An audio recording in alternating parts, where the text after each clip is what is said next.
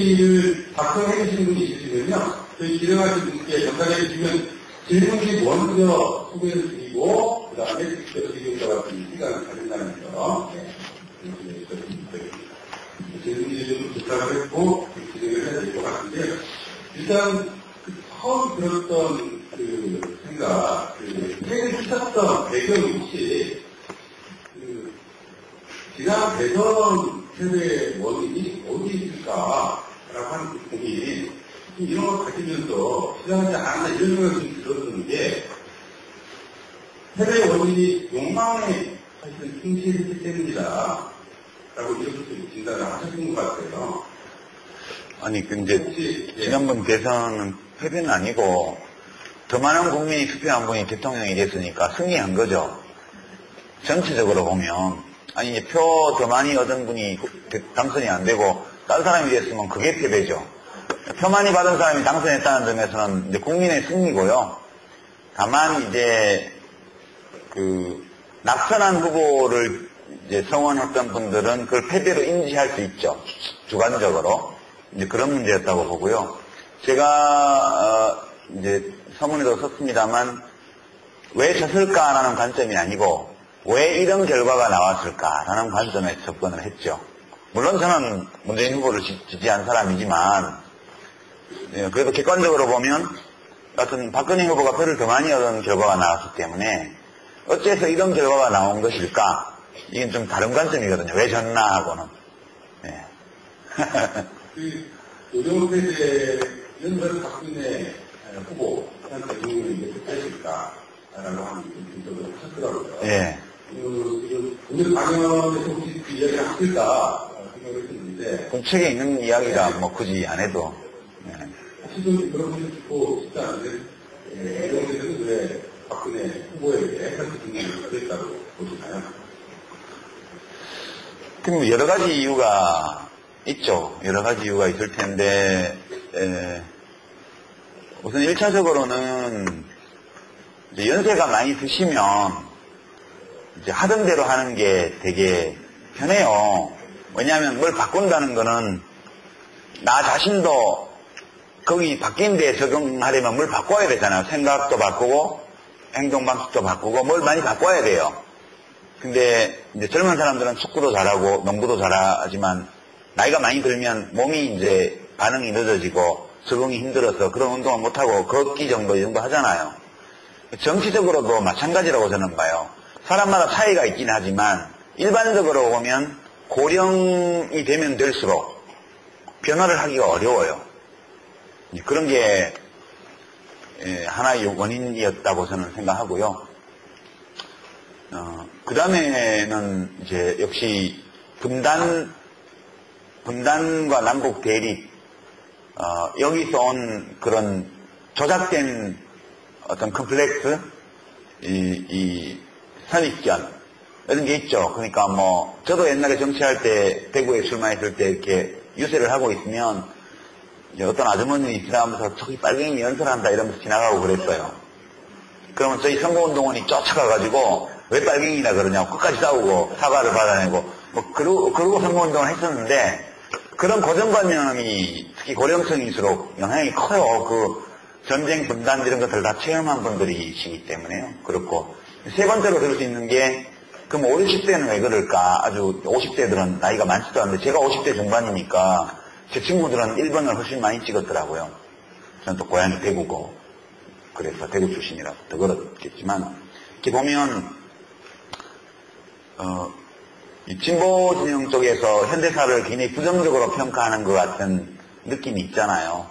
뭐 한국은 생지옥 같고 뭐 언제나 정의가 짓밟히고 불의가 승리한 역사이고 뭐 친일파들이 다 해먹었고 독재 잔당들이 다 해먹고 있고 뭐 되게 시각이 그런 게 많은 편이죠. 그러다 보니까 누구든 자기가 살았던 시대에 대해서 이걸 부정적으로 평가해서 더 좋아져야 되겠다 이렇게 생각해서 이제 나쁜 점을 찾을 수도 있겠지만 그런 생각이 없이 보면 내가 살았던 시대인데 그 시대를 되게 나쁘게 얘기를 하면 왠지 나를 욕하는 것 같은 그런 느낌도 좀 들잖아요. 그러니까 내가 살았던 시대를 인정받고 싶어하는 욕구 이런 것들이 박근혜 후보 지지로 나타난 측면도 마찬가지로 있지 않나. 이제 그게 그 점은 특히 역사 해석과 현대사에 대한 해석과 많이 관련이 돼 있는 거라서 그게 꼭 그런 거 아니라는 이야기를 좀 붙여보고 싶었던 것도 있었죠. 저로서는 꼭 우리 현대사의 문제를 이야기하는 게 그 시대를 다 부정하거나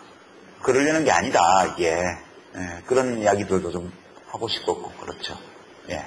그 욕망 부분 같은 것 같은데 풍요에 대한 욕망, 그다음에 안전에 대한 욕망, 이런 일차적인 여기 보면 이런 욕망에서 더 나아가면 결국은 자기 실현에 대한 욕망, 자기 완성에 대한 욕망 이런 것들도 확장되어 있습니다. 물론 이게 순서가 있는 건 아니겠지만 현대에서 사람들이 나타나는데 사실 이제 조정세대, 모든 세대에는 이 기존의 풍요에 대한 경제적인 욕망들, 이런 부분들이 더 많이 반영될 수밖에 없는 사회를 살았고, 그 사회를 살았던 자기에 대한 인정도 없고, 이런 게 대전의 결과가 나타나지 않냐, 이런 소리가 있을 것 같았거든요. 예, 근데 사람이 잘 안 변하거든요.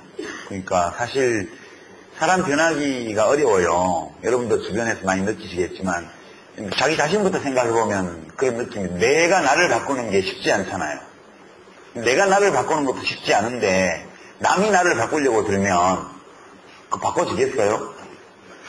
그러니까 사람은 한번 어떤 가치관이라든가 이런 게 형성이 되고 나면 되게 바뀌기가 어려운 것 같아요.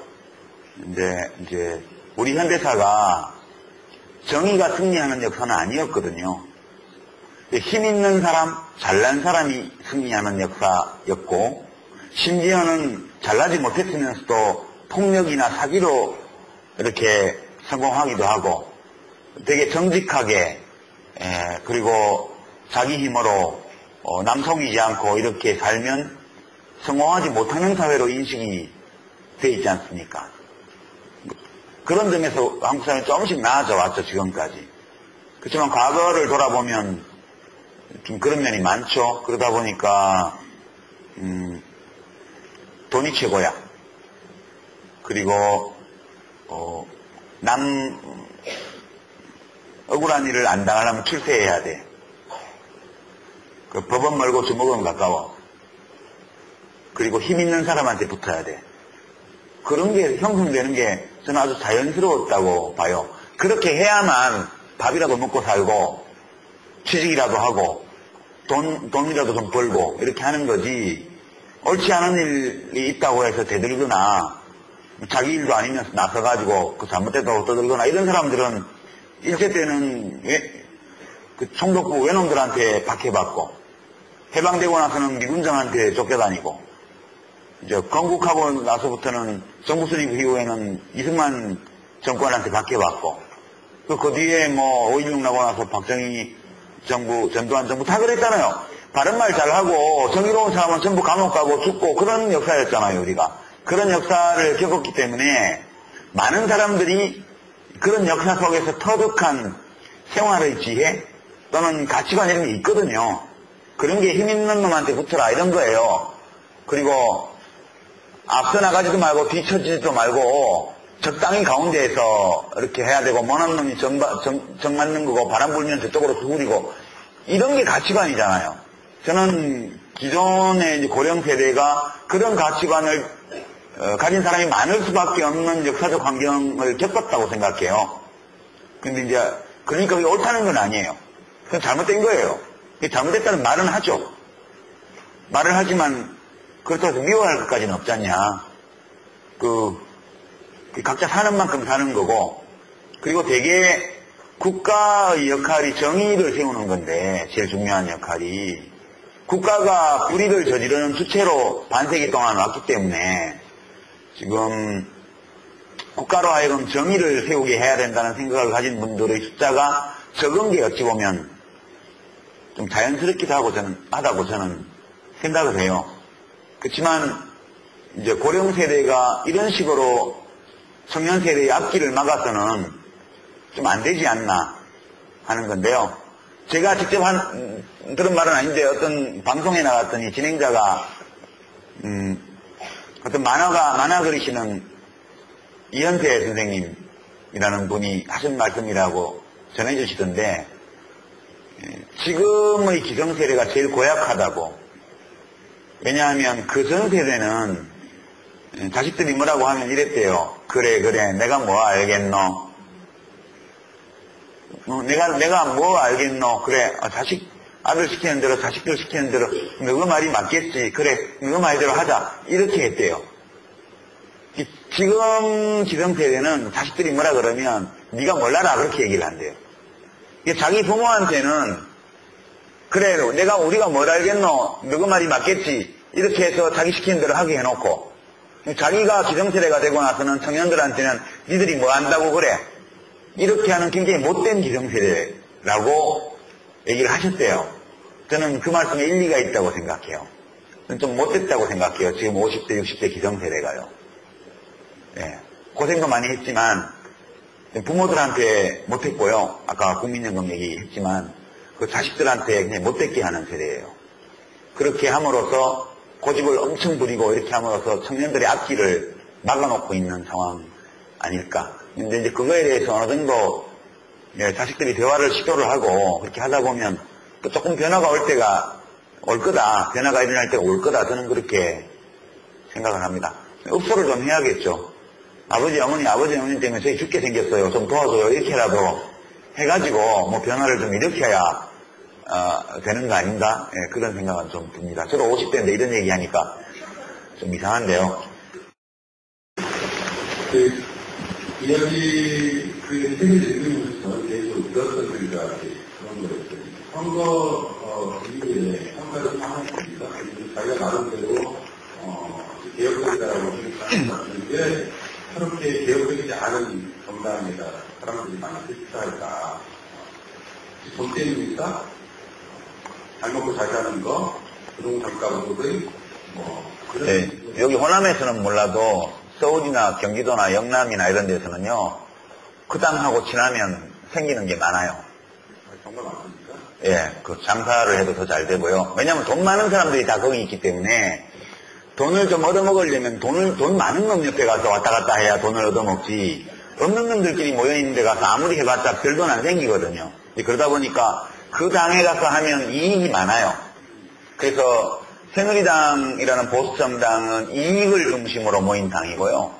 지금 새정치민주연합이나 이제 정의당이나 이런 야당들은 옳은 것, 의의를 중심으로 모인 조직이라고 봐요. 크게 보면. 그렇다고 해서 새정치연합의 모든 정치인들이 다 올바른 것 때문에 거기 있다고는 생각 안 해요. 거기도 나름 제1야당으로서 큰 이익이 있는 데이기 때문에 그거 보고 모인 분도 많아요. 그렇지만 전체적으로 보면 그래도 말로라도 이익이 아니라 의로움을 추구하는 데가 새정치연합이라고 저는 봐요. 네. 저는 동의하면서 네. 그러면 저는 50대에 대한 평가를 보면서 사람이 한 가지로 개정되지는 않는다는 생각을 많이 하게 돼요. 선거 끝나고 나서. 그러니까 박근혜 후보를 찍었던 문재인 후보를 찍던 간에 우리는 그냥 박근혜 후보를 찍으면 이런 사람 이렇게 규정을 하고 문재인 후보를 찍으면 이런 사람하고 규정을 하는데 사실은 그 찍은 사람 중에 한 다양한 스펙트럼을 존재할 수 있겠더라. 그렇죠. 생각이 들더라고요. 예. 아니 이제 박근혜 후보를 찍은 이유 중에 뭐 경제발전을 잘 시킬 거다, 국가안보를 튼튼히 할 거다 이런 것도 있겠지만 부모님을 다 비극적으로 잃은 사람이기 때문에 불쌍해서 찍어준 분들도 많잖아요. 아니 불쌍해서 제가 보기에는 찍어준 분들이 더 불쌍한 분들이 많은데 뭐 옛말에 쥐가 고양이 생각해준다는 말이 있잖아요. 불쌍해서 찍어본 분들 많아요. 여기 전주에도 한 10%는 찍어주지 않았어요? 예. 그러니까 불쌍해서 찍어줄 수 있는 거예요. 있는 거고. 왜냐하면 정책만 보고 투표하는 게 아니기 때문에. 그건 문재인 후보 찍은 분 중에도 시아버지감으로 괜찮은 것 같아 이래 생각하고 찍는 사람들도 있을 거 아니에요. 정책은 잘 모르지만 텔레비에 나와서 얘기하는 거 보니까 저런 시아버지 만났으면 좋겠어 이렇게 생각하고 20대 여성들이 찍은 경우도 없다고는 말 못해요. 굉장히 이 동기는 다양한 건데 우리가 읽어내는 거는 그 모두를 감안할 때 적어도 문재인 후보는 뭐 급진적인 그런 정치인은 아니지만 무엇인가 지금의 현상에서 변화를 일으키기 위한 이야기를 해볼 수 있는 후보였고요. 박근혜 후보는 이야기가 안 되는 후보인데 사람들은 그걸 잘 모르더라고요. 제가 이야기가 전혀 안 된다고 말을 몇 번 했는데 저만 성격 이상한 놈처럼 비치고, 진짜 산수도 못하고 그런다고 제가 일러 바쳤거든요, 그때. 근데 아무도 안 믿는 거예요, 산수를 못하리라고는. 예. 근데 정말 불통이잖아요. 지금 그분은 남하고 대화를 해본 적이 없이 산 분이에요. 영애로서 어릴 때부터 청와대에서 자란 분이고, 예. 그리고 우리 흔히 하는 연애도 안 해보신 분이고요. 가족도 물론 없죠. 그리고 뭔가 시련을 극복하고 구박을 받으면서 역경을 헤치고 그걸 해본 적도 없어요. 그러니까 대통령이 되시고 나서 토론하는 모습이 없잖아요. 기자회견도 회견문만 읽지 질의응답 없고요. 국민과의 대화 이런 것도 안 해요. 그냥 담화문만 발표하죠. 지금 보면 대통령이 없는 거나 마찬가지 상황이라고 저는 봐요. 대통령은 없는 거나 마찬가지고요. 상징적으로 박근혜 대통령이 앉아 계신 거고요. 해방 후에 정부 수립 이후에 60년 이상 대한민국을 지배해왔던 그 세력의 집합체들이 각자 역할을 나눠 맡아서 알아서 하는 거예요. 강원도 원주 상지대에는 김문기 씨를 복귀시키고, 그죠? 여기 광주 조선대학교에는 또 김아무개 씨 가족을 또 복귀시키고, 이런 게 박근혜 대통령이 하는 일이 아니에요. 그리고 이렇게 토크쇼 하던 어떤 할아버지를 공공기관에 감사로 보낸다든가, 이런 모든 일들은 대통령이 하시는 일이 아니고요. 그냥 박근혜 대통령은 그냥 청와대에 계신 거고, 그 60년간 대한민국을 발전시켰다고 주장하는 그분들의 복합체가 역할 분담해서 알아서 그냥 하는 거예요.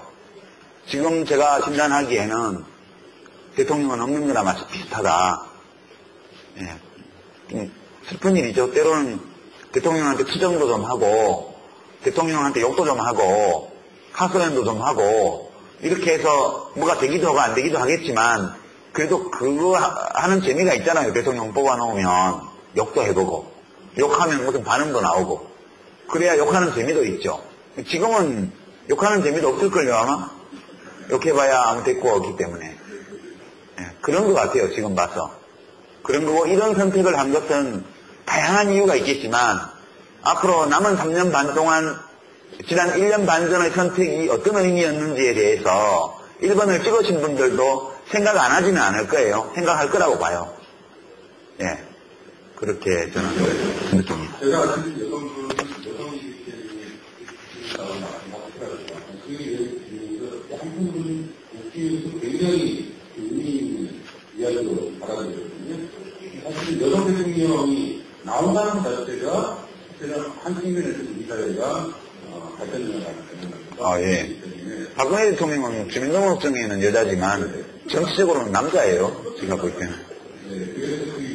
그렇게 대화를 못하는 여성을 본 적이 있으세요? 이 남자라는 종은 진화가 느린 종이에요. 그래서 대화보다는 주먹이 가깝고 이런 이제 진화가 덜 된 종이고요. 영장류의 진화적 특성을 훨씬 더 높게 발휘하는 종이 여성이라는 종이에요. 그러니까 이 터치하고 이제 접촉하고 대화하고 배려하고 이렇게 하는 능력이 훨씬 더 발달한 종이거든요, 여성이. 그래서 남자들 중에는 그렇게 불통인 분들이 왕왕 있지만 여자들 중에는 진짜 드물어요. 예, 저는 참 희귀한 케이스다 그렇게 생각을 하죠. 예. 진행이 거의 어렵네요. 아무튼 하세요. 네. 왜 이렇게 설명을 하시는지 비리를 바로 해석하고요. 다양한 욕구를 가진 사람들의 다양한 상상력이 여기에서 좀 실험적인 부분들에 대한 좀 이해가 있어야 된다는 생각들을 많이 하게 됐습니다. 그런 가진 분에서 이야기를 좀 드리는 이야기를 들었고요. 여러 가지 질문이 지금 들어와 있는데 다양한 형태의 질문이 들어와 있는데요. 몇 가지 좀 골라서 질문을 드려볼게요. 첫 번째가 이제 아무래도 경력이 공감 능력, 확대하는 게 중요하다라고 하는 건데, 이렇게 질문가 있어요. 공감이 중요하다는 걸 공감합니다. 그러나 자신보다 불리한 위치에 있는 사람들을 둘러보는 데 익숙한 사람, 공감해줘야 할지 결정해줘야 할지 의문입니다. 그 사람 바꾸려다가 왜 싸우고 힘들어서. 네. 공감 중요하다 생각을 하는데, 예, 그러니까 남을 못 바꿔요. 이게 싸우지 말라고요. 그냥 내가 한번 얘기해 보는 거야. 이 정도를 해야 되고요. 남을 못 바꿔요. 거의 남을 바꿀 수가 없어요. 누군가 바뀐다면 그 사람이 바뀔 준비가 됐을 때 바뀌는 거거든요. 우리가 해줄 수 있는 것은 혹시 그 사람이 스스로를 변화시킬 의향이 있을지 모르는 상황이라면 도움이 될 만한 것들, 정보, 체험, 공동의 경험의 기회, 이런 것들을 제공해 줄 수 있는 것이 우리가 함께 살아가는 이웃을 위해서 할 수 있는 일의 최대치라고 저는 봐요. 만약 내가 그 사람을 바꾸려고 한다면 그 사람의 인생에 대해서 내가 책임져야 되잖아요. 내가 어떻게 책임을 져요? 그냥 우리는 같이 살아가는 사람들에게 기회를 줄 수 있다고 생각해요.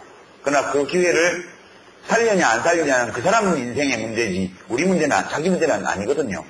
그런 태도로 대하시면 좋을 것 같아요. 그거 속상해 하실 필요도 없고요. 좋은 거 줬는데 좋은 거를 제공했는데 누가 친구가 안 받아가면 그 친구만 손해지 내가 손해날 건 없잖아요. 그렇게 생각하면서 지내시는 게 좋을 것 같아요. 그러면 이런 공간을 어디로 설명할지도 하고요. 점점 공감능력을 떨어지는 것 같다. 특히 디지털 시대, 스마트폰 시대에 공감능력이 떨어지는 거 아니냐. 그럼 우리 미래 불안한 거 아니냐. 이런 식으로 인식이 되기 저는 반대로 보는데요. 만약 세월호 참사 때처럼 5.18 때도 스마트폰이 있었다면, 그래서 금남로에서 이루어지는 그 살상행위들이 실시간으로 동영상 촬영되어서 다른 지방으로 전송되었다면, 그러면 전두환은 대통령이 될 수 없었어요.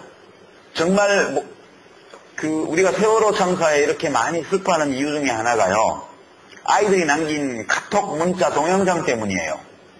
그 카톡 문자 동영상에 그 아이들이 마지막 순간에 느꼈던 고통과 두려움, 원망, 이런 모든 감정들이 그대로 실려서 전해오기 때문에 우리가 눈앞에서 그걸 같이 겪는 것처럼 감정이입이 되잖아요. 그것 때문에 더 많이 슬프고, 그리고 자기는 밥을 계속 먹으면 미안해지고, 이런 감정이입, 공감, 공명, 이런 것들이 그 스마트폰 때문에 생긴 측면이 굉장히 크다고 생각해요, 저는. 그래서 5.18 때 스마트폰이 있었다면 전국에서 다 봉기가 일어났을 거라 저는 그렇게 생각해요. 그것이 공감을 해치는 것이 아니고요. 지금은 이게 막 도입이 돼가지고 같이 앉아서 밥 먹는 사람은 안 보고 멀리 같이 밴드 하는 사람만 보니까 문제잖아요. 아직은 우리가 이 스마트폰이라는 이 정보통신의 혁명적 도구를 잘 활용하는 방법을 아직 못 익힌 단계일 뿐이라고 생각하고요. 앞으로 이게 스티브 잡스가 엄청난 문명의 진보를 가져올 수 있는 기술적 조건을 남겨주고 떠났다. 그 사람 진짜 혁명가라 저는 그렇게 생각해요. 일부 부작용이 있지만 저는 낙관적으로 봅니다. 네, 오늘 정말 가장 많은 질문들이 올라오는 것 같아요. 네, 제가 질문드리고야 유시민 작가님 말씀하신 것에 대한 정리는 하나. 원래 진행자가 힘들어요. 좀 쉽게 다음 질문 몇 가지 좀 드릴게요. 신주인하는요. 해외 정보 모임 기본 기습관 가능하시죠? 해외 가면요? 네. 또 어떤 분이 얘기하시는 건가요? 해외 가면 말씀하시는 건가요? 아니면? 네. 예. 아니, 저도 이제 호주나 뉴질랜드나 미국이나 영국 동포나 유학생들 쪽에서 왕왕 이메일이 옵니다. 와서 강연을 좀 해줄 수 있냐고. 저는 사실 나라 밖으로 여행하는 걸 별로 안 좋아하거든요. 그래서 심지어 지금 진행하고 있는 정치 카페도 해외 공개 방송을 해보자는 아이디어를 실무자들이 가지고 왔기에 어디서 녹음해서 내보내면 전 지구가 다 같은 마당인데 왜 이걸 굳이 외국에 나가서 비행기사 들여서 이산화탄소 뿜어가면서 그렇게 하냐 그러고 말았어요. 제가 사실은 할 수 없는 건 아니지만 굳이 밖에 나가서 이렇게 해야 될 만한 어떤 욕구랄까? 이런 걸 별로 못 느꼈어요. 예, 그래서 안 하고 있죠. 저는 되게 성격이 좀 익숙한 공간에서 익숙한 사람들하고 조금씩 어울리면서 이제 책 읽고 글 쓰고 이런 걸 원래 좋아하는 사람이라 지금은 내가 좋아하는 스타일의 인생을 살아보자 이렇게 생각하는 중이라서 당분간은 계획이 없습니다. 제 생각이 또 변할 수도 있죠. 조금 시간이 지나면서. 예. 아니 뭐 비공식이든 공식이든 마찬가지. 예. 그리고 저 혼자 가면 제 처가 좀 싫어하기도 하고. 함께 가려니까 우리 중이 아들이 있어가지고. 이게 인생이 복잡해요. 진짜 단순하지 않거든요. 예. 차라리 이거 나중에 하루 지금 나오면 좋았어. 그때 그러면 대답이 달라졌어요. 아니요, 똑같았을 거예요. 네. 예. 자, 이 정말 아주 간단한 질문이면서 2014년 그거 지금 행복하게 이런 느낌이 좋아하네요. 예, 대체로 그런 것 같아요. 예.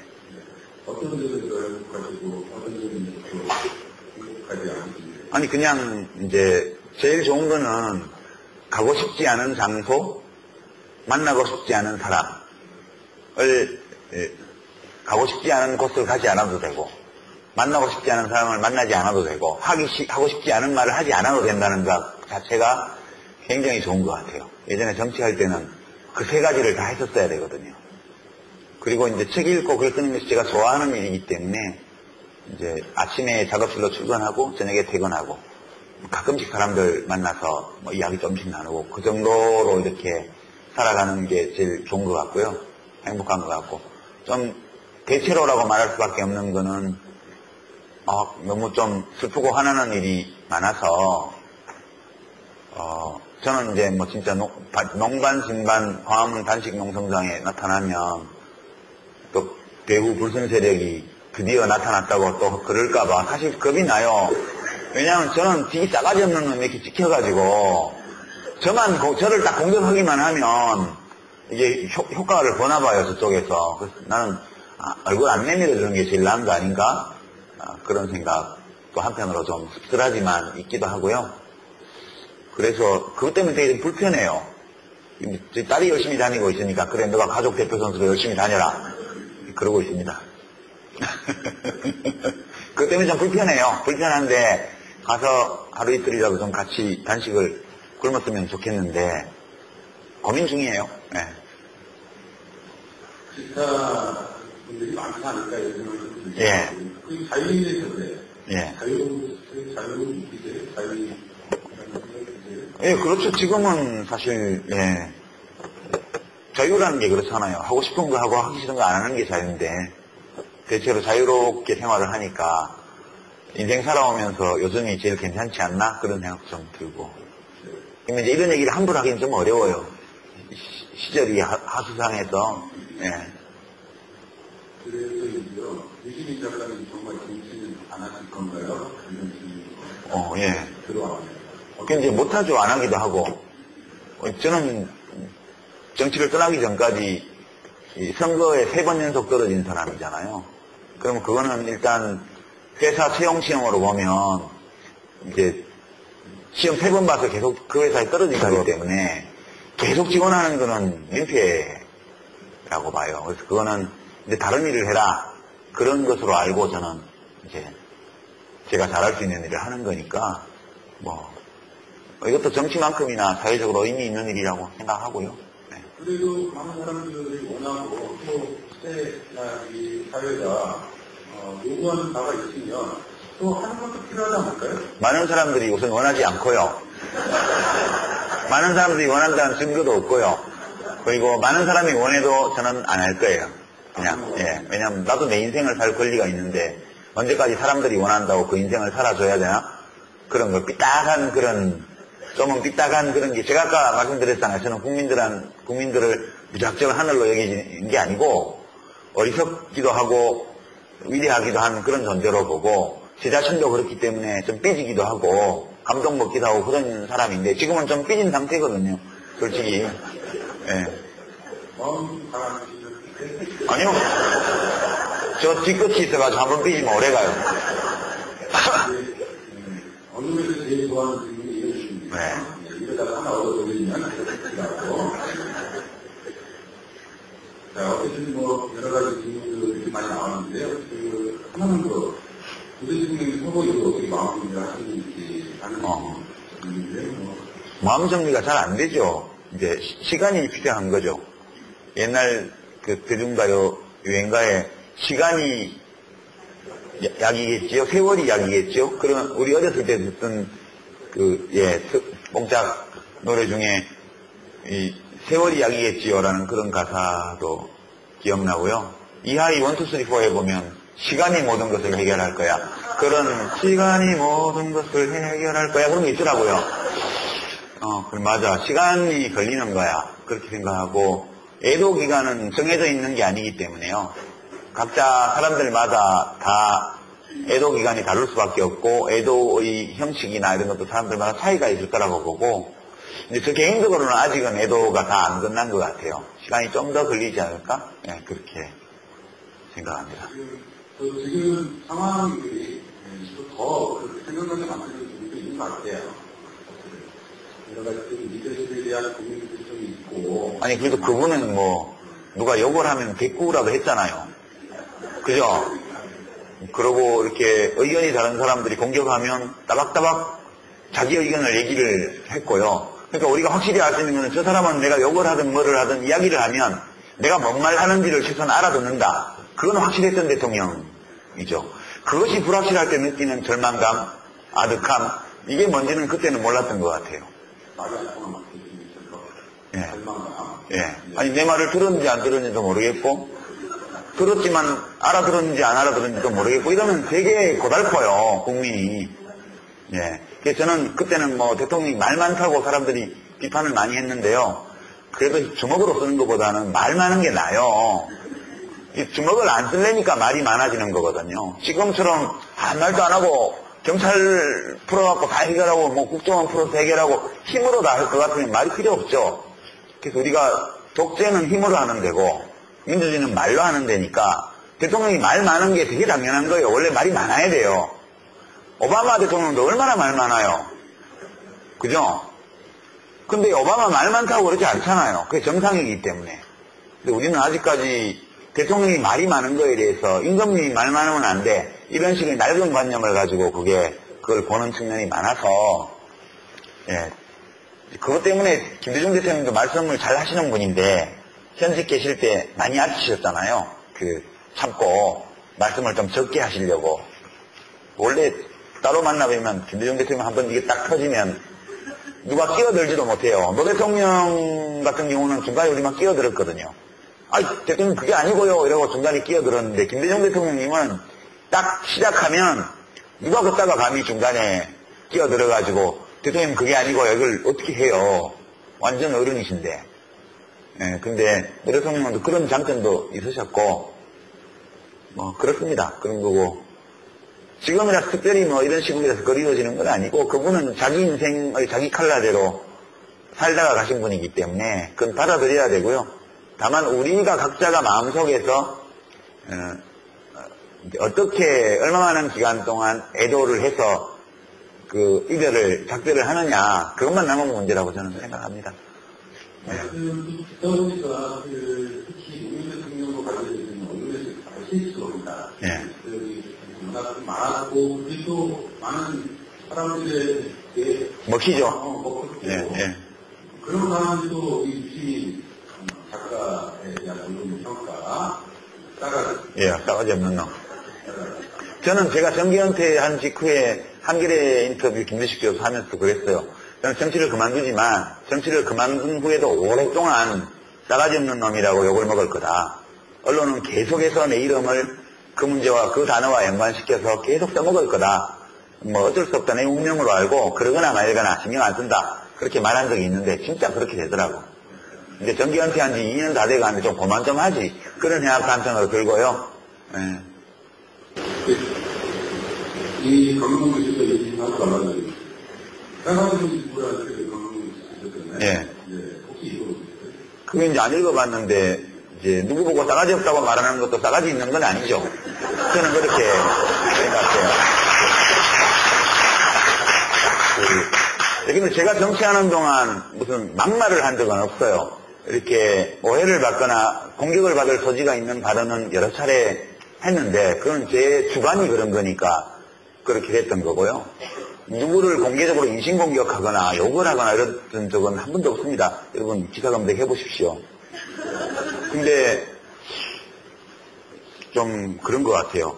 이게 장난이 아니네. 다만 저는 좀 그런 문제가 있었죠. 그러니까 제 생각을 약간은 극단적인 형태로, 아주 강력한 형태로 이렇게 얘기를 하다 보니까 이제 저하고 의견 다른 분들이 제가 나를 인간적으로 무시하는 것 같아, 이런 느낌을 받으셨을 거라고 봐요. 더군다나 저는 그냥 국회의원이 아니고 현직 대통령하고 아주 친한 국회의원이라고 알려져 있었기 때문에, 실제 그렇게 친한지 안 한지는 모르지만 그렇기 때문에 그거하고 연관지어서 더 겸손하게 낮춰서 이렇게 했었어야 되는데, 저는 그런 걸 의식을 못하고 평소대로 한 거예요. 그게 이제 교만이죠. 저는 교만의 죄를 지은 건 있다고 생각해요. 예. 그게 그런 공격으로 돌아오는 거라고 보고요. 그 문제에 대해서는 진중권 교수 진단이 맞다고 봐요.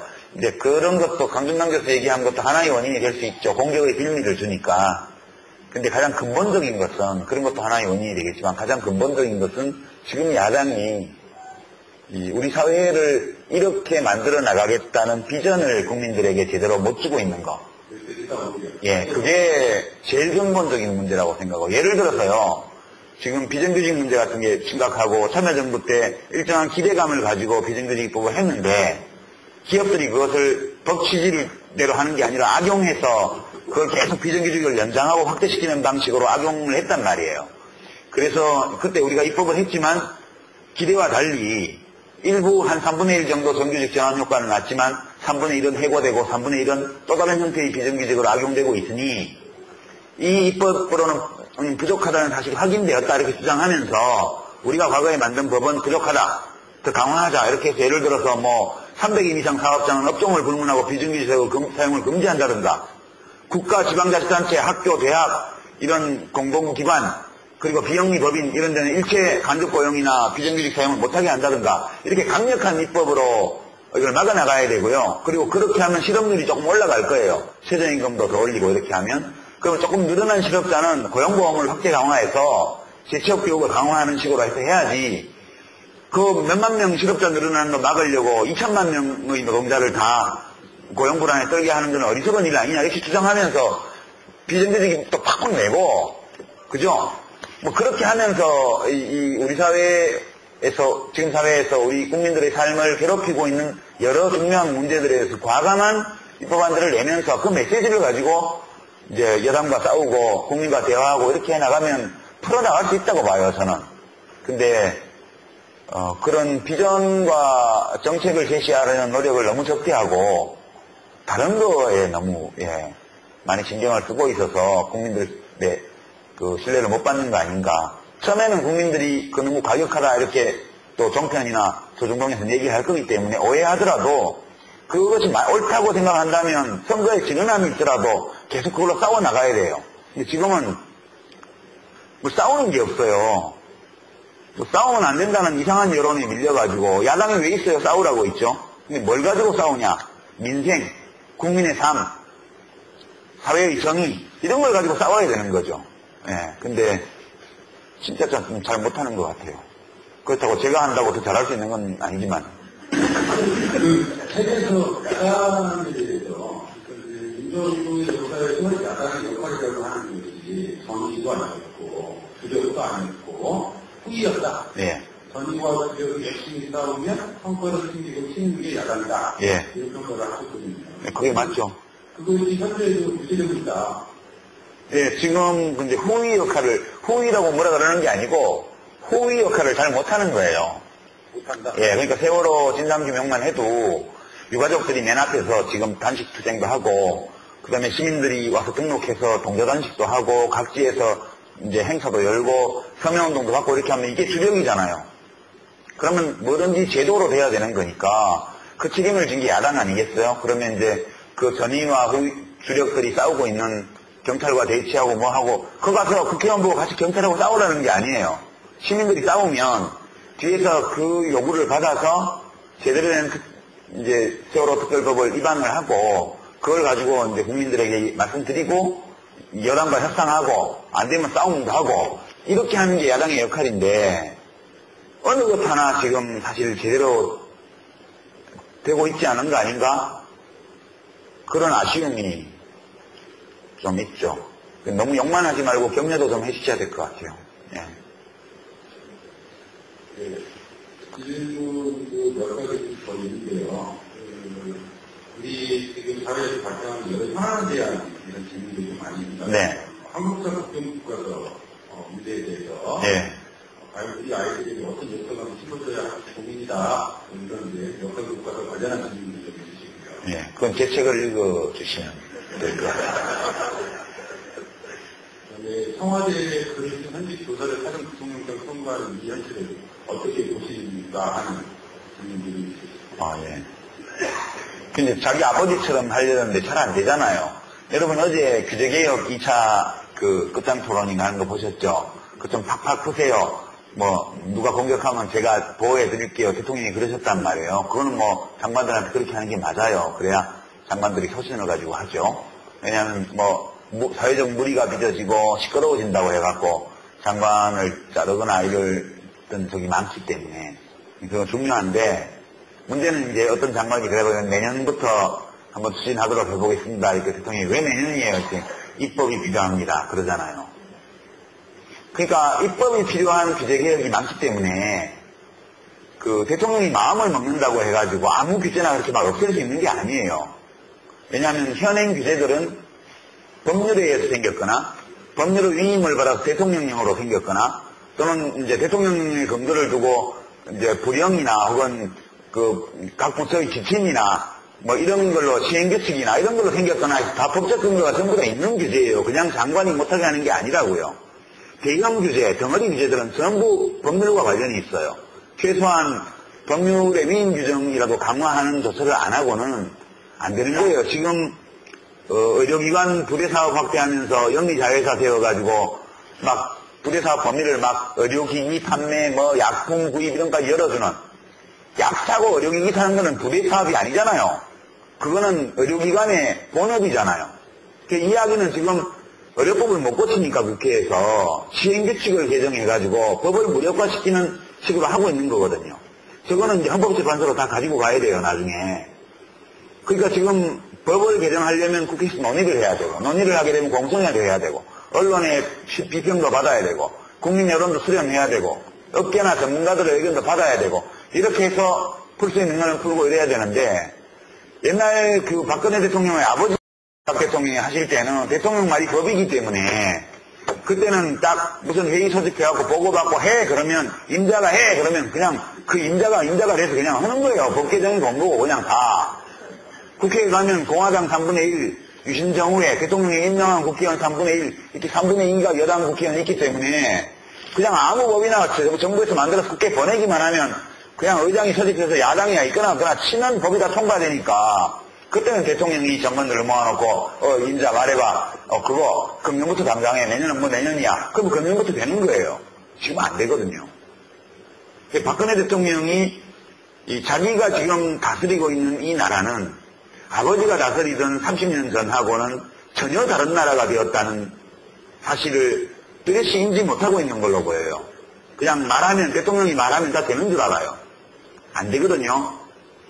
안 되거든요. 그 점을 제가 확실하게 말하고 싶은데 전화통화가 안 되네.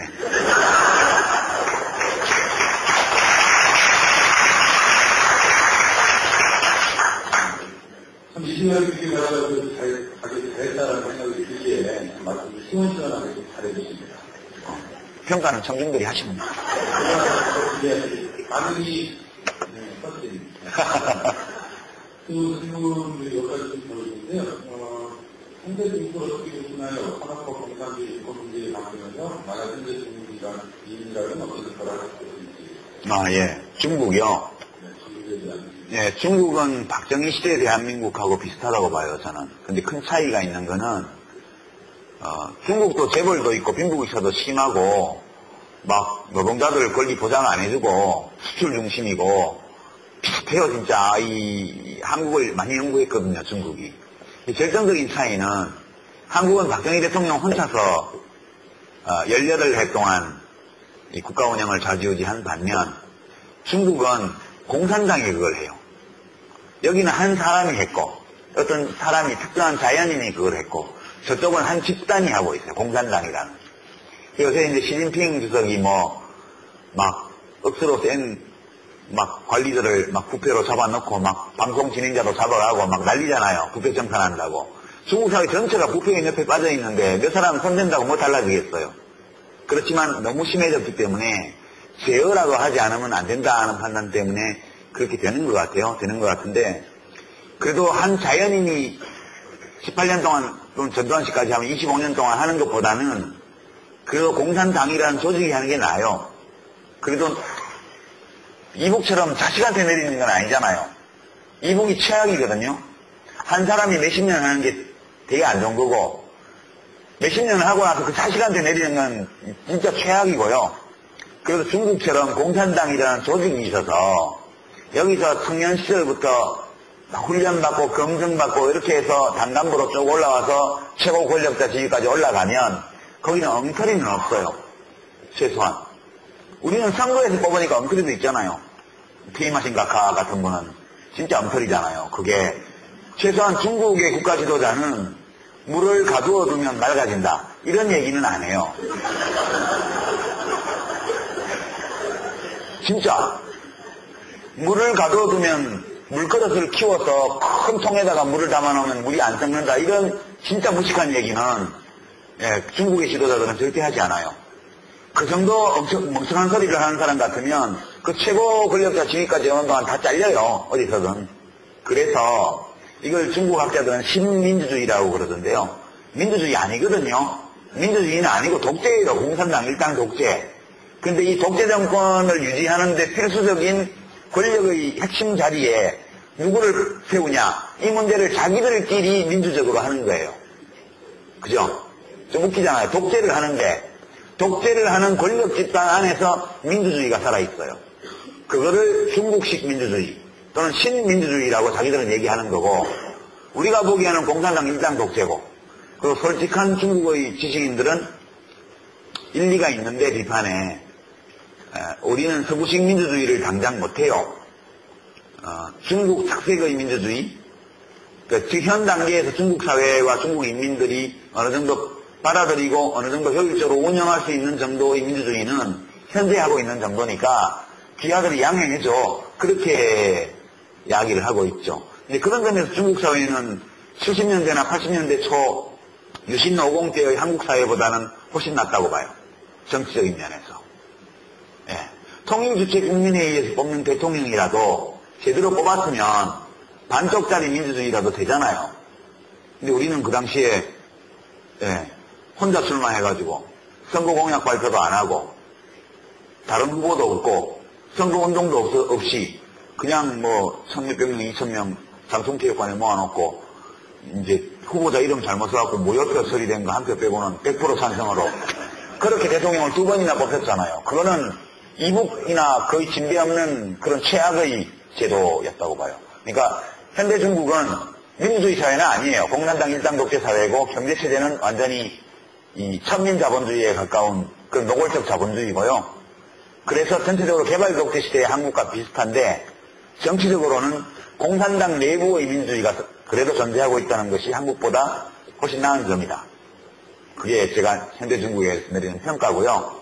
중국이 잘 되면 우리도 좋아요.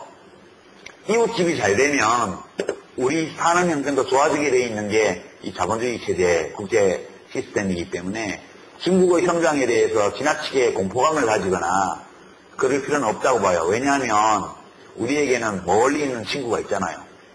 미국이요. 이게 가까이에 굉장히 경상도 말로 억수로 센 친구가 있으면 사람 이웃이 있으면 우리는 일본도 있고 거기다 중국도 있어요.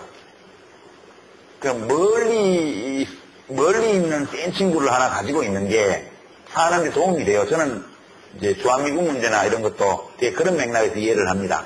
좀 꼴사납고 때로 우리가 좀 구실거려야 되고 밥도 사주고 이렇게 해야 되지만 그래도 가끔 만났을 때 우리가 한번 접대하는 걸로 멀리 있는 친구가 우리 친한 친구가 있고 무슨 일이 생겨서 전화하면 걔가 참을고 1시간 만에 나타난다. 이런 정도 친구를 가지고 있는 게 괜찮다고 봐요. 저는.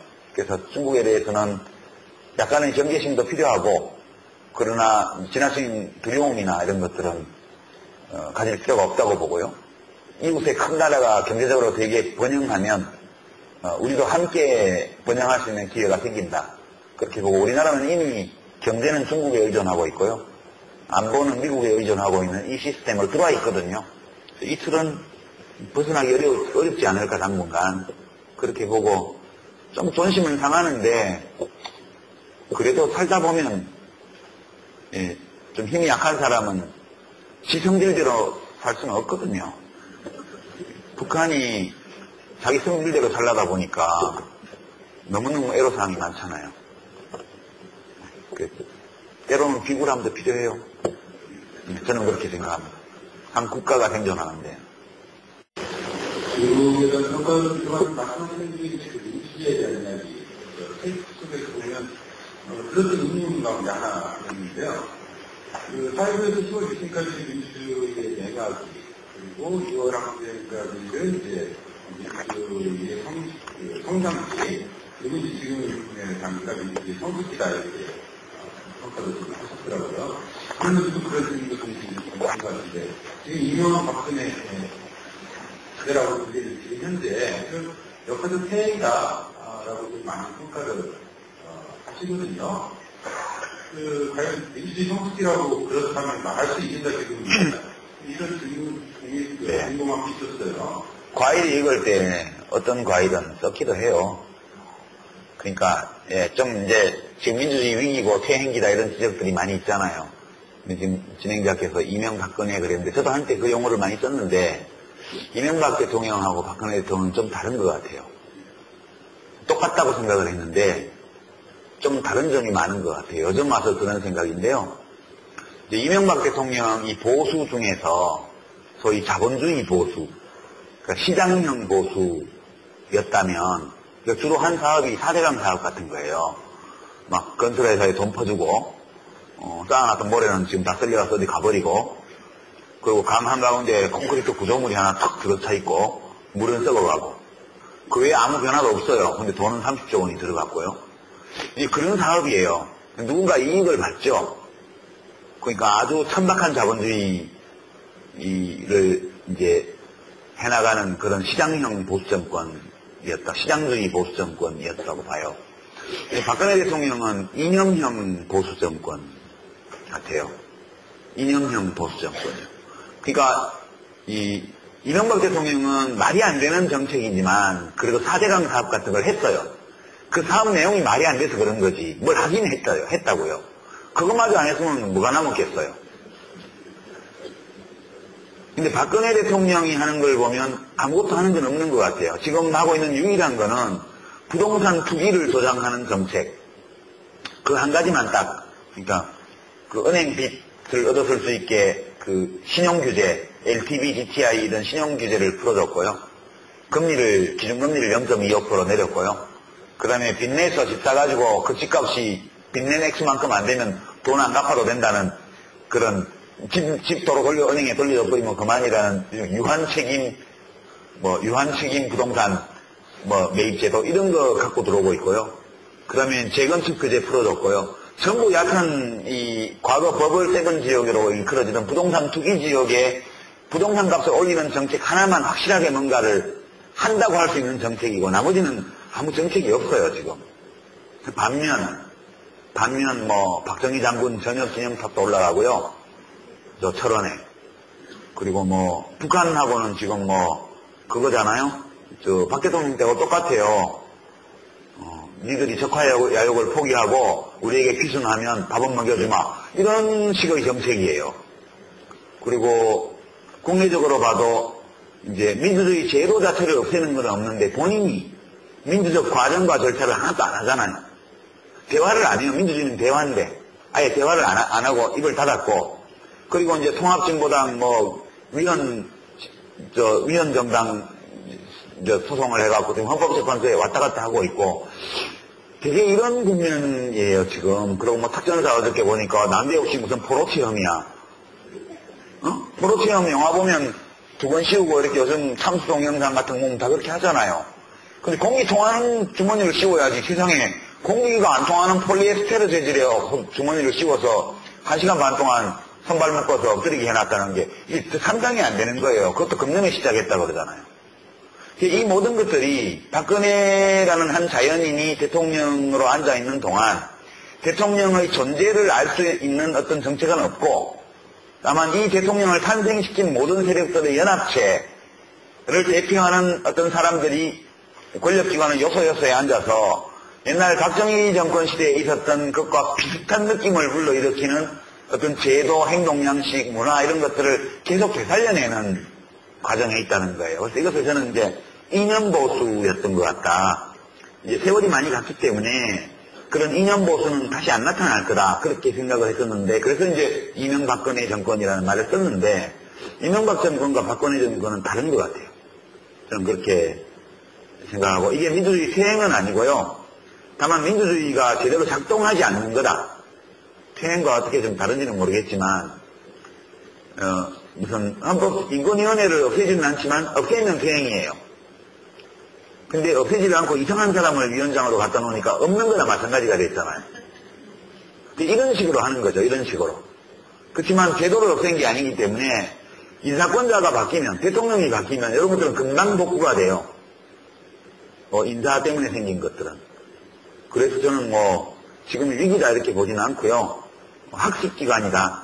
이렇게 민주주의적 소양과 의지가 없는 사람을 대통령으로 뽑았을 때 무슨 일이 생기는지에 대해서 우리 모두가 지금 학습하는 중이다. 그리고 이 학습의 5년이 끝날 때쯤 그 학습 결과 사람들의 생각이 어떤 변화가 일어났는지가 그때 가서 비로소 분명하게 드러날 거다. 그렇게 보는 거고요. 좀 정말 꼴보기 싫은 일들이 많이 벌어진다는 거, 사람들이 많이 죽는다는 거, 사람이 많이 죽지만 않으면 괜찮을 것 같아요. 사람만 안 죽으면 꼴보기 싫은 거는 참을 수 있다고 봐요, 저는. 3년 반 정도는. 근데 사람이 사방에서 너무 많이 죽어서 이제 좀 제발 딴 하지 말고 박근혜 정부가 안전점검과 이 국민 생명을 지키기 위한 그런 사업, 이것만 열심히 3년 반 동안 하면 굉장히 복받을 것 같다는 생각이 들어요. 네, 딴 거 하려다 보면 계속 사람이 죽는 일이 벌어지지 않나, 그런 걱정이 좀 많이 듭니다. 아니, 아무것도 안 하면 안 돼요. 사람을 살리니, 사람 죽는 걸 막기 위한 일들은 해야 되겠죠. 전체적으로 그런 느낌이 있었어요. 이제 공단 이것도 기억을 하시면 한국사회에. 그래서 과거는 되게 나아졌다. 성숙했다. 민주주의가 졌는데도 성숙의 장면이 적어졌다. 방금도 이제 퇴행이라고 말하는 건 어렵다. 네, 성장통이라는 게 있는 거예요. 성장통. 말씀하시면서 혹시 위험해진 것 같다는 생각도 들고요. 여러 가지 상황들에 대해서 우리는 사람 공부하는 정책으로 문제가 있다. 모든 국민이 공감하고 하는 문제이지만 예를 들어서 이제 몇 가지 정책의 현안이라든지 이런 부분들에 대해서는 이게 뭐라고 할까요?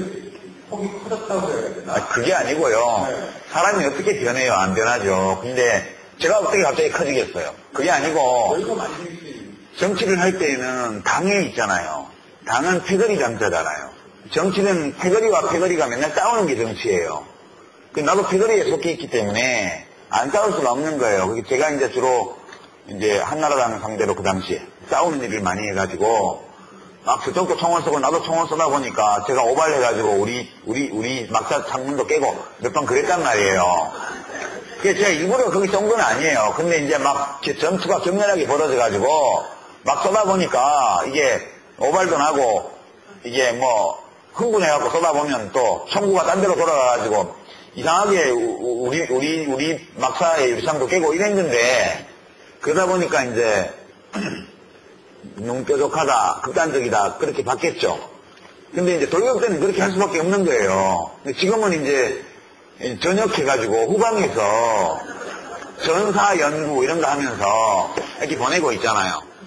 그러니까 이제 사람들이 막 지금 전방에서 막 총 쏘면 싸우는 사람들이 막 어쩌고 저쩌고 하면 제가 이따가 그건 꼭 그런 건 아니고 말이요. 그건 좀 이런 각도에서 볼 수 있는 거 아니요? 그냥 입지가 달라져서 그러는 거예요. 그러니까 저도 정치를 안 하고 계속 평론만 했으면 저 사람 부드럽고 포용력 크고 엄청 훌륭한 사람이다 이런 말 들었을지 몰라요. 괜히 싸우는 정치인들을 너무 욕하지 마시고요. 그게 정치예요. 네. 그리고 이제 욕먹으면 싸우는 놈은 욕먹으면 싸우고 그리고 이제 인품 잡으면서 인기 얻어서 뒤에서 마무리할 사람은 또 그걸 하는 게 일이고 다 필요한 거예요.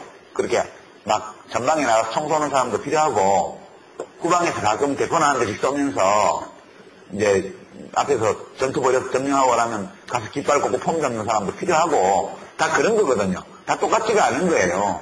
그래서 저는 제가 했던 역할에 대해서 별 불만 없고요. 지금 좀 다르게 보이는 거는 사람이 바뀌어서 그런 게 아니고 그냥 입지가 달라진 거예요. 지금은 덕담해도 괜찮아요. 얼마나 좋아요, 나가서 덕담하면. 사실 그렇다고 하더라도 역기사지 하는 능력이 굉장히 중요하죠. 공감하는 능력이라는 게 사실 역기사라는 능력을 하는 건데, 근데 싸움에 나서려면 역기사지 않으면 싸울 수가 없다고 하거든요. 확실히 적으로 규정하지 않으면 싸울 수 없는 거다. 싸움 날 수 없다. 하기도 하더라고요. 그러니까 뭐 세월호를 교통사고다 이렇게 얘기하는 분한테까지 우리가 감정이입해서 역지사지 해주긴 좀 어렵잖아요. 네. 그래서 제가 거기 있었으면 삿대질하고 싸웠을 거라고요. 너 이 자식 똑바로 해 이렇게 했을 거예요. 그러면 이제 막말했다고 또 신문에 났겠죠. 지금은 근데 뉴스 화면으로 보니까 혼자 중얼거려도 신문에 안 나요. 왜냐하면 김재원 그 수석 부대표는 제 고등학교 5년 후배고요. 제가 나온 고등학교 5년 후배고요. 그냥 주호영 뭐 정책위 의장인가요? 그 양반은 2008년 총선 때 저하고 선거했던 사람이잖아요. 대구 수성구에서요. 저 개인적으로 다 친구의 친구들이고 후배고 다 잘 알아요. 사석에서 만났으면 따귀를 쳐설지도 몰라요, 진짜. 욕하면서. 근데 이제 저 혼자 텔레비 뉴스 보면서 10원짜리, 100원짜리 욕을 해도 조선일보에서 취재를 못하기 때문에 절대 신문에 나지 않아요. 그런 점이 요즘 행복한 이유 중에 하나가 되고 있죠.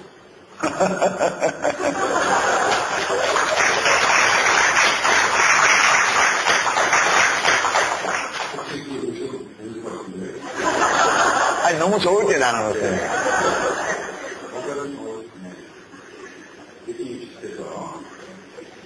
이런 식으로 몇 가지가 좀, 두 가지 정도. 네. 하나는 좀 모아보니까요, 각각 질문을 하시는데, 공감력이 어떻게 키워야 합니까? 하나 있거든요.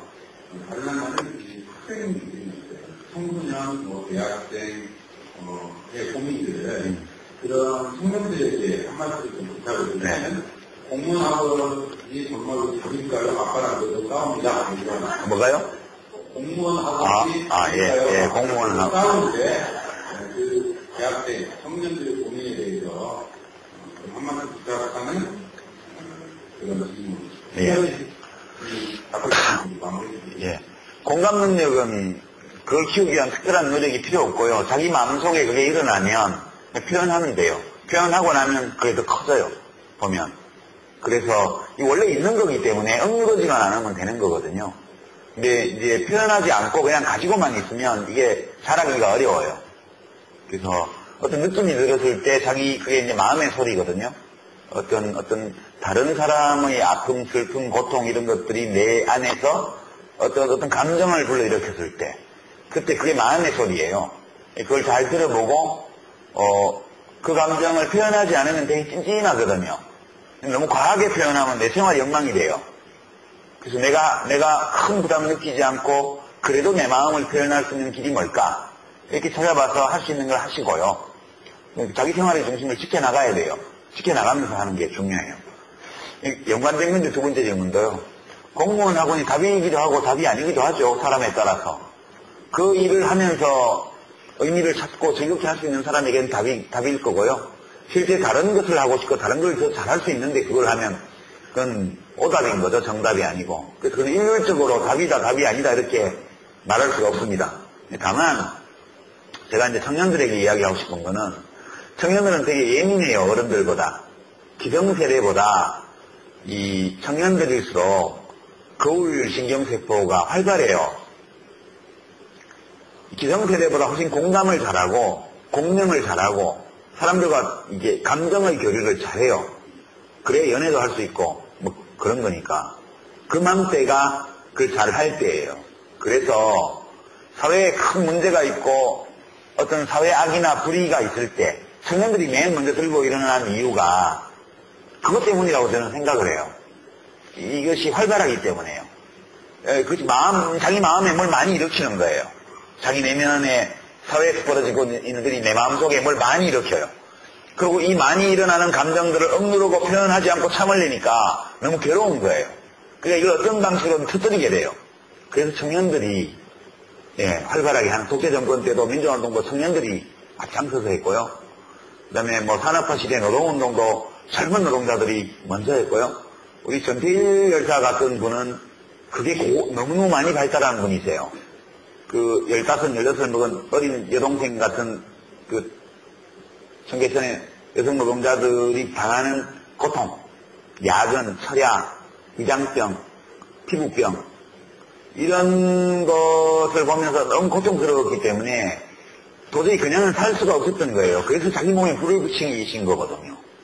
그 특별한 분이세요, 진짜 그런 분이. 저는 종교적으로는 예수님 같은 분이라고 생각해요. 예수님이 인간의 죄를 대신해서 돌아가셨다. 이제 기독교에서 그렇게 얘기하는데 그게 무슨 의미일까 생각을 해보면 그런 의미 아닐까 싶은 거예요, 저는.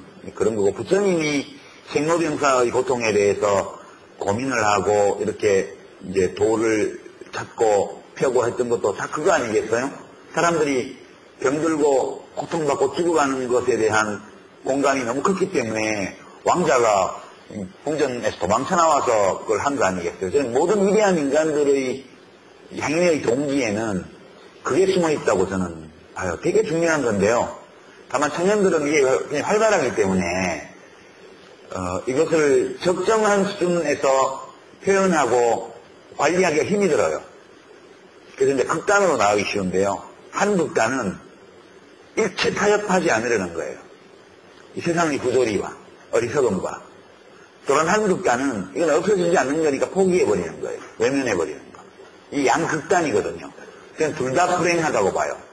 일체의 타협도 할 수 없으면 죽는 길밖에 없어요. 예수님이나 전태일 열사나 안중근 의사나 이런 분들처럼요. 타협을 전혀 할 수 없는 어떤 사람이라면 죽는 길밖에 없어요. 그냥 완전히 타협해버리면 그럼 물드는 거예요. 거기에 자기가 악과 부조리, 불의의 일부가 되는 거예요. 그러니까 제가 청년들에게 권하는 것은 더불어 살되 물들지 말고,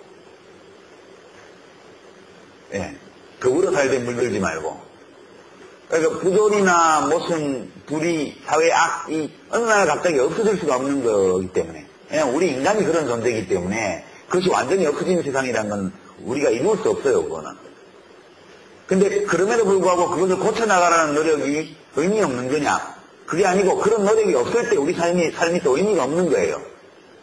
사실 우리 인생이 가지는 의미는 더 추하고 저열한 어떤 상태에서 그거보다는 좀 더 아름답고 더 훌륭한 상태로 나아가는 데 있는 것이지 완전히 추악한 것과 완전히 아름다운 것 사이에 양자택일을 하는 게 아니라고 저는 봐요. 청년들은 제일 중요한 게 더불어 살아야 돼요. 이 악과 부조리와. 그러나 물들지 말아야 되고요. 그리고 자기가 할 수 있는 싸움을 하는 걸 포기하지 말아야 돼요. 그 긴장을, 그 사회적인 악과 부조리와 더불어 살면서도 물들지 아니하고, 그 야금야금 자기가 할 수 있는 만큼 그것들을 바꾸어 나가기 위해서 노력하는 이 긴장, 이것이 우리 삶에 의미를 부여하는 거기 때문에 이 긴장에 익숙해져야 되고요. 그리고 그 긴장 속에서 자기 길을 찾아야 돼요. 내가 잘할 수 있고, 나에게 의미가 있고, 그리고 나에게 즐겁게 되도록 즐겁게 느껴지는 어떤 일을 찾아야 돼요. 그래서 그 일을 함으로써 내가 이 사회의 구성원으로서 내가 아닌 다른 누군가에게 필요한 존재가 되어줄 때, 그때 온전하게 사회 속으로 통합되어 가는 거거든요.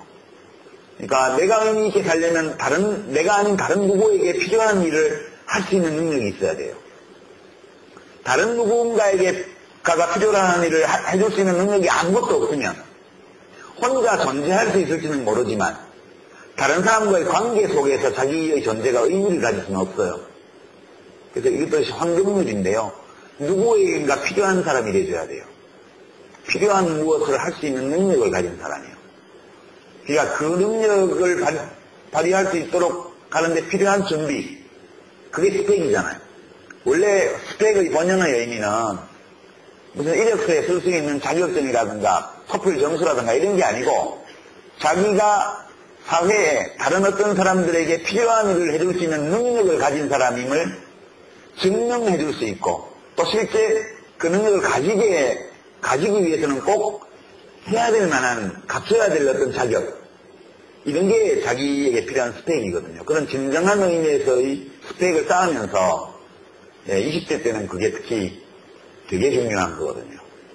제 이 말씀은 고등학생도 많은데 학교 공부가 의미 없어 보이고 이상한 걸 배우라고 하고 요구하지만 그래도 시험은 잘 봐야 돼요. 왜냐하면 운전을 잘해도 면허증이 없으면 무면허 운전이 돼요. 운전을 잘해도요. 그게 세상과 타협하지 않으면 난 면허증 필요 없어. 나는 마음대로 운전할 거야. 잘할 수 있어. 이게 곤란해요. 그러나 면허증이 있다고 해가지고 그 존재의 의미를 보장받는 건 없어요. 실제 운전을 잘해야만 되거든요. 그래서 이게 무슨 의미가 있지?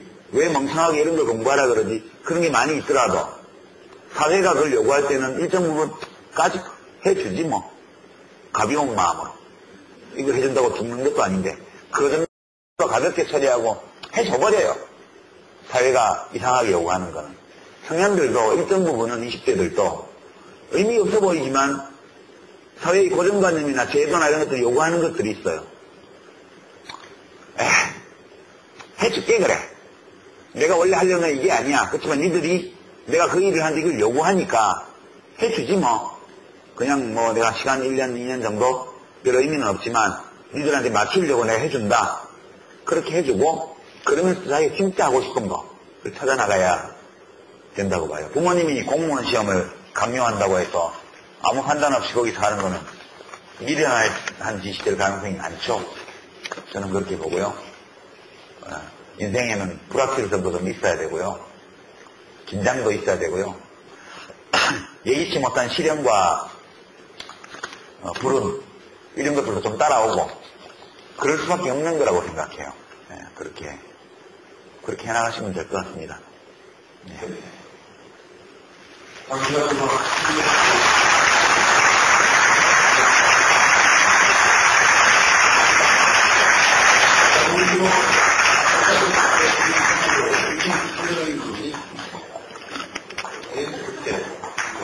감사합니다. 열어봐도 되겠죠? 오. 여러분 앞에 누구도 있고서